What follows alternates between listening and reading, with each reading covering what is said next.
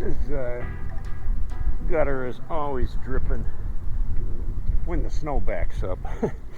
And it's going to drip for quite a while because yeah, there's a lot of snow up on that roof.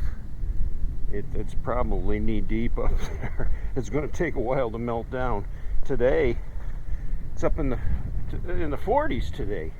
So the weather is rather pleasant. A little cool breeze, but the sun's out, and you can see it's melting things down, and I'm happy about that.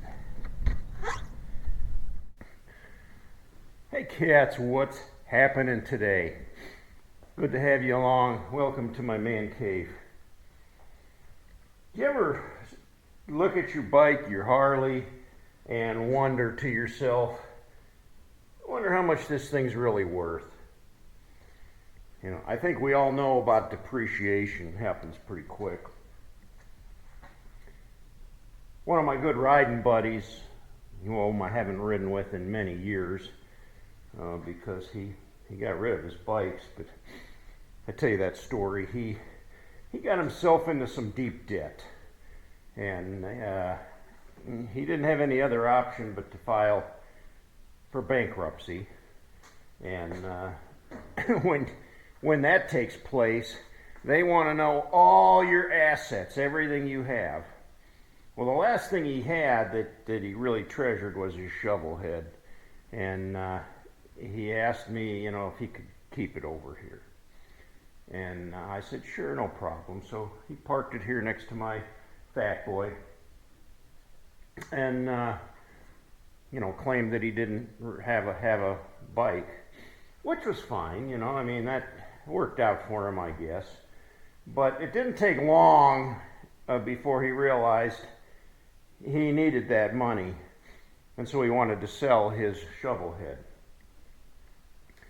Well, he didn't have a computer, and he wasn't computer savvy at all. He didn't know the first thing about what a mouse was or anything else. So he asked me, he says, hey, you got a computer and everything. Can you post my bike on the computer and see if you could sell it for me? I says, well, I suppose I could do that. He says, well, you can put my information down there, but I don't know how to do it, and I'd just like it if you did it for me. So he says, if you could take some pictures of my bike and put it up there on the computer for me and get it sold. I says, all right. So I says, how much you want for it? He says, well, I want $12,000 for it. I said, dude, that you ain't gonna get $12,000 for that Shovelhead. He says, yeah, I am. I'll get $12,000 for it. I gotta have that money. Okay. So I posted on, Craigslist or whatever else I could find, to put it up on the online, and nobody would even touch it for that price.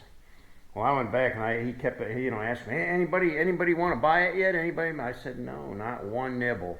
I said, your price is too high. Nobody's going to buy it. Well, months went by and it still sat on there, and he needed the money. He said, well, drop it down to $10,000. And I said, dude, you're going to probably have to do better than that. And I'll put it down to $10,000. So I dropped it down to $10,000, and still nobody would buy it. I think when he finally sold it, we had lowered it down to about $7,000. And he finally was able to sell it. I don't know. I don't know if I would pay that much money for a used bike, such as the one that he had that was in the condition that he had. But somebody wanted the Shovelhead bad enough, and they said they wanted to buy it. Well, I told him, I said, okay, well, you're going to have to take the bike down to your place to sell it, because I don't want somebody from Craigslist or whatever coming into my shop, He says, well, yeah, that's fine. Well, the next thing I know, he shows up at my door with this strange guy, and he's like, yeah, this guy wants to check out my bike, and, whatever, dude. make a long story short, he sold his bike and he got, I guess he got the money for it. I don't know what he ended up negotiating ideally, but didn't get what he thought it was worth. You know, it depreciated very quickly, especially a bike of that age. When I bought this bike in, it was a 99. I think I bought it pretty close to end of 98, somewhere in there. But I paid $18,500 for it, $18,500 for it. If you're going to go buy a brand new Fat Boy today, the price went up a little bit. They're over 20 grand now for a stock Fat Boy with nothing on it. But is my bike worth $18,000 today? No. I don't even think it's worth half of that. In fact, you know, if you look at the Blue Book pricing on a 99 Fat Boy, if I were to sell it, I could probably ask about $6,000, maybe $7,000 for it. That's what they're telling me. If I were to trade it in, I'd only get about $4 grand for it on a trade-in. Is that, you know, those prices don't make any sense to me, but yeah, that's the facts. That's the way it is today. If you're going to do a trade-in, you usually don't work out too well for you. But I don't know why people do that. I mean, you'd be better off to sell it outright if you could, and then go take that money and buy a new bike. I don't know. I don't plan on selling it though. So what's the value of it to me? It's priceless to me. I mean, you know, when you have your motorcycle and you've worked on it and you've babied it and you've polished it, not to mention all the adventures it's taken you on. I can't put a price on it, personally. I have no intentions of selling it, but if I had to, you know, I mean, if you offered me, I give you 25 grand for that bike right now, the way it sits, I'd be like, dude, I can't sell it. I mean, I'm partial to the darn thing. I know it's just a hunk of steel, but yeah, we get attached to our earthly toys, and we tend to put a high price on them, especially the things that we really like. And you know, when it comes time to get rid of it, you find out real quick that yeah, it's not as valuable as you thought it was. Then again, you got these guys that'll put a lot of money into their bike. They'll just sink tons of money into it, and then they'll turn around and sell it and buy another one. And they'll fix that one up, and they'll turn around and sell that and buy another one. And I guess it's just a hobby for them. I guess they don't have any real attachment to their bike. I don't know. If I put that much work and effort into a motorcycle, I certainly couldn't part with it. I mean, I put a lot of work into this thing, but not like some people do. You've seen some of the customs out there where they've spent thousands of dollars fixing them up and making them into something special. And then it's really not that special to them because they're like, yeah, I'll sell it. And then I'll just get another one. Each to their own. Now, the real value is in, you know, how much it means to you or to me. And this bike, I still see more adventure coming on this bike. I love riding it. That's the value to me, you know, that in the wind value, where I can get on there, start it up, and I can go ride around. It's a nice bike. I am comfortable riding it. I've ridden it enough that I know every little twerk, every little tweak on it. And hey, that's worth $1 million to me. It's kind of like our travel trailer that we bought. You know, I guess they kind of call that it's not an investment, kind of a money pit thing. It's like buying a boat.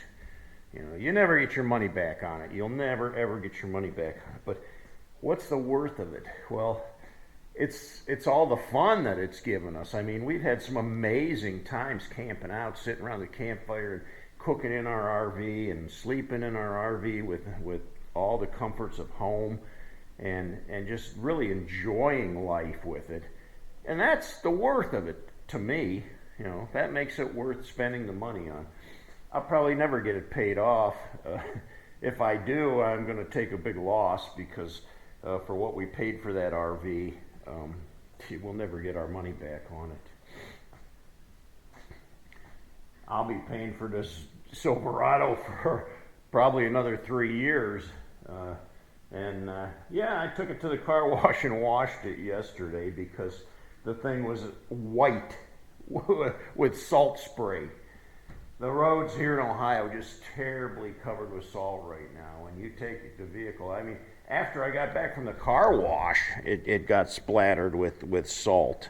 So, you know, even at that, you can't keep it completely clean unless you're going to wash it here in the garage and towel dry it and just leave it sit in the garage. But yeah, there's still salt up underneath there too, eating away at it. So we look forward to springtime with some good heavy rains, you know, and then we'll get all that salt rinsed off of it. But this, even if it thaws out today, I wouldn't take this bike out on the road. You know, a lot of guys will ride as soon as there's a thaw, and they think, woohoo, I can go out riding, the temperature's up. And what you don't realize, the road may be dry, but it's got like this salt residue on there that's like a talc, it's like a powder, and it'll cling statically to everything on your bike, and it's not a good thing. No, it'll eat it up in a hurry.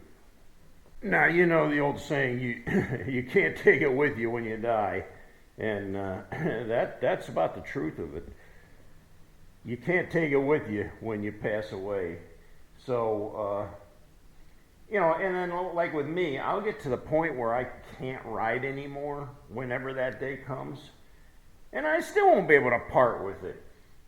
I mean, I'll throw a sheet over it, and someday when this garage is crumpling down to the ground, some kid will come in here and go, oh my gosh, it's a 99 Fat Boy. I'm going to take this thing and fix it up. I don't know. Maybe I can pass it down to somebody. I don't know if my son would be interested in it or not. He doesn't ride, so I don't think there's any value of it for him. I have a couple of grandsons that I could pass it on to, but I wouldn't want them fighting and arguing over it because, you know, I picked a favorite grandson, which I don't have any favorites, but you know how that is. So what do you do with it, you know? What do you do with it? I don't know. Can't take it with you when you go, though. Nope. Well, guys, that's about all I got for today. Thanks for joining me. It's been a busy week. It will continue to be a busy week through the end of this week for V and I. Well, we appreciate all your support. We appreciate your prayers. If you like the channel, give us a thumbs up. And if you haven't yet, please subscribe. We'd love to have you along. Until next time, cats, ride hard and die free.